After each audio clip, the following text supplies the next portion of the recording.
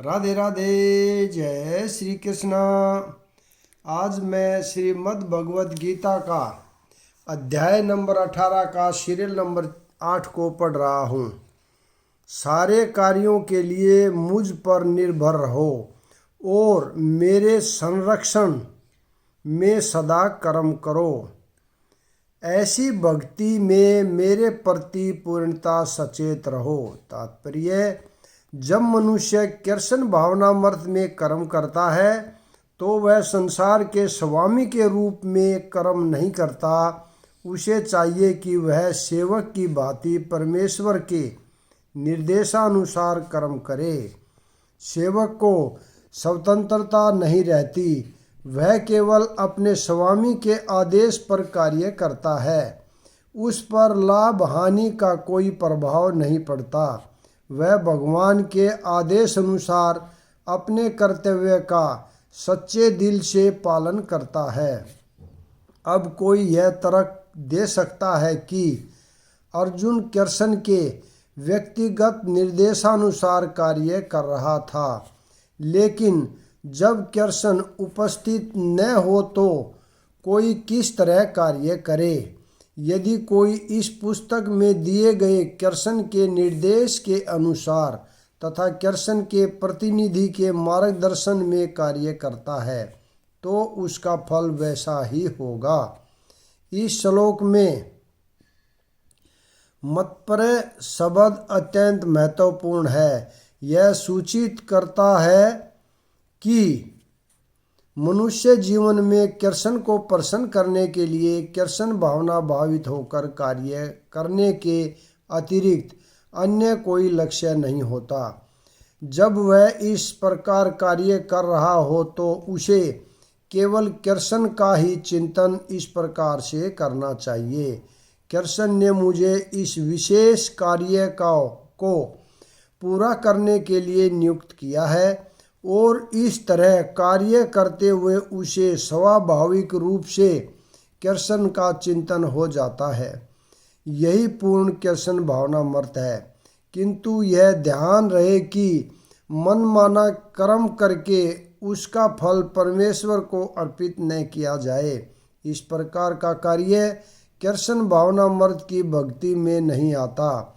मनुष्य को चाहिए कि कृष्ण के आदेश अनुसार कर्म करे। यह अत्यंत महत्वपूर्ण बात है। कृष्ण का यह आदेश गुरु परंपरा द्वारा प्रामाणिक गुरु से प्राप्त होता है। अतएव गुरु के आदेश को जीवन का मूल कर्तव्य समझना चाहिए। यदि किसी को प्रामाणिक गुरु प्राप्त हो जाता है और वह निर्देशानुसार कार्य करता है तो कृष्ण भावना में जीवन की सिद्धि सुनिश्चित है। यदि तुम मुझसे भावना भावित होगे तो मेरी कृपा से तुम बद्ध जीवन के सारे अवरोधों को लांघ जाओगे। लेकिन यदि तुम मिथ्या अहंकार वंश ऐसी चेतना में कर्म नहीं करोगे और मेरी बात नहीं सुनोगे तो तुम विनष्ट हो जाओगे। तात्पर्य, पूर्ण कृष्ण भावना भावित व्यक्ति अपने अस्तित्व के लिए कर्म करने के विषय में आवश्यकता से अधिक उद्विग्न रहता है। जो मूर्ख है वह समस्त चिंताओं से मुक्त कैसे रहे, इस बात को नहीं समझ सकता। जो व्यक्ति कृष्ण भावनामृत में कर्म करता है, भगवान कृष्ण उसके घनिष्ठ मित्र बन जाते हैं तो वे सदैव अपने मित्र की सुविधा का ध्यान रखते हैं। और जो मित्र 24 घंटे उन्हें प्रसन्न करने के लिए निष्ठापूर्वक कार्य में लगा रहता है, वे उसको आत्मदान कर देते हैं। अतएव किसी को अध्यात्म बुद्धि के मिथ्या अहंकार में नहीं वह जाना चाहिए। उसे झूठे ही यह नहीं सोचना चाहिए कि वह प्रकृति के नियमों से स्वतंत्र है या कर्म करने के लिए मुक्त है।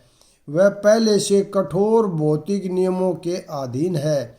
लेकिन जैसे ही वह कृष्ण भावना भावित होकर कर्म करता है तो वह भौतिक दुश्चिंताओं से मुक्त हो जाता है।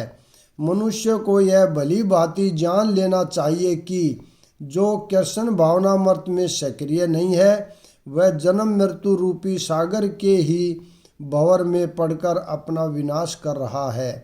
कोई भी बद्धजीव यह सही नहीं जानता कि क्या करना है और क्या नहीं करना है, लेकिन जो व्यक्ति कृष्ण भावना भावित होकर कर्म अंतर से करता है वह कर्म करने के लिए मुक्त है, क्योंकि प्रत्येक किया हुआ कर्म कृष्ण द्वारा प्रेरित तथा गुरु द्वारा पुष्ट होता है। यदि तुम मेरे निर्देशानुसार कर्म नहीं करते और युद्ध में प्रवृत्त नहीं होते हो तो तुम कुमार्ग पर जाओगे। तुम्हें अपने स्वभाववश युद्ध में लगना होगा। तात्पर्य, अर्जुन एक सैनिक था और क्षत्रिय स्वभाव लेकर जन्मा था, अतएव उसका स्वाभाविक कर्तव्य था कि वह युद्ध करे, लेकिन मिथ्या अहंकार वंश वह डर रहा था कि अपने गुरु पितामह तथा मित्रों का वध करके वह पाप का भागी होगा। वास्तव में वह अपने को अपने कर्मों का स्वामी जान रहा था, मानो वही ऐसे कर्मों के अच्छे बुरे फलों का निर्देशन कर रहा हो। वह भूल गया था कि वहाँ पर साक्षात भगवान उपस्थित हैं और उसे युद्ध करने का आदेश दे रहे हैं। यही है बद्धजीव की विस्मृति। परम पुरुष निर्देश देते हैं कि क्या अच्छा है और क्या बुरा है, और मनुष्य को जीवन सिद्धि प्राप्त करने के लिए केवल कृष्ण भावनामृत में कर्म करना है। कोई भी अपने भाग्य का निर्णय नहीं कर सकता, जैसे भगवान कर सकते हैं। अतएव सर्वोत्तम मार्ग यही है कि परमेश्वर से निर्देश प्राप्त करके कर्म किया जाए।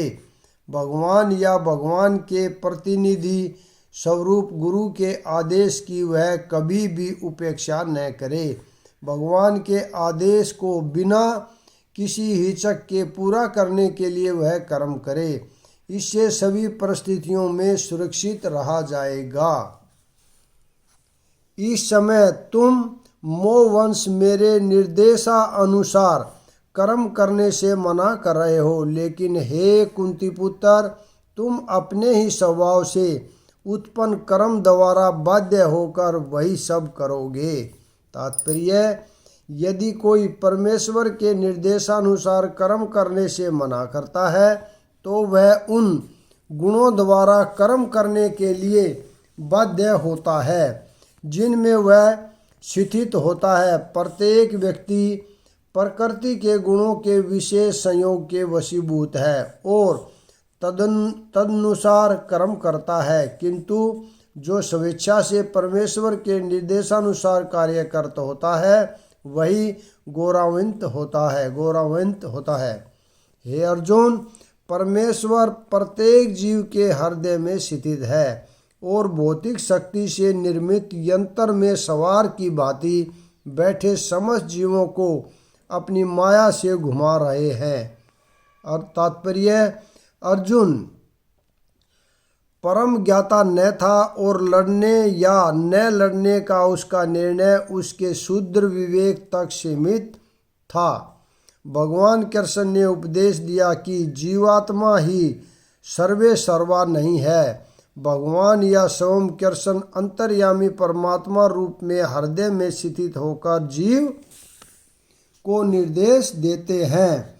शरीर परिवर्तन होते ही जीव अपने विगत कर्मों को भूल जाता है, लेकिन परमात्मा जो भूत वर्तमान तथा भविष्य का ज्ञाता है उसके समस्त कार्यों का साक्षी रहता है। अतएव जीवों के सभी कार्यों का संचालन पूरी इसी परमात्मा द्वारा होता है। जीव जितना योग्य होता है उतना ही पाता है और उसका उस भौतिक शरीर द्वारा वहन किया जाता है जो परमात्मा के निर्देश में भौतिक शक्ति द्वारा उत्पन्न किया जाता है। जो ही जीव को किसी विशेष प्रकार के शरीर में स्थापित कर दिया जाता है, वह शारीरिक अवस्था के अंतर्गत कार्य करना प्रारंभ कर देता है।